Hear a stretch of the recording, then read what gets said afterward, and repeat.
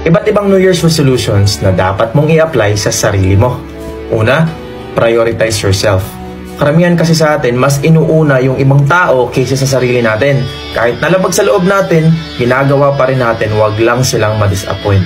Pangalawa, do not apologize for everything. Masyado ka kasing mabait, kahit hindi mo naman kasalanan, ikaw pa yung nagsusorry. Ayaw mo kasing masaktan sila, ayaw mo silang ma-disappoint, pero eventually, ikaw naman yung nauubos. Pangatlo, do not be a people pleaser. These are the people na yes ng yes dun sa mga tao na lagi na lang humihingi ng favor sa kanila kahit ramdam naman nila or alam nila na ginagamit lang sila.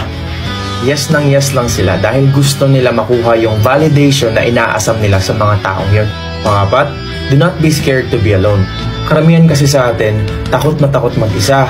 Yung iba, hanap ng jowa kahit sino na lang, wag lang mag-isa.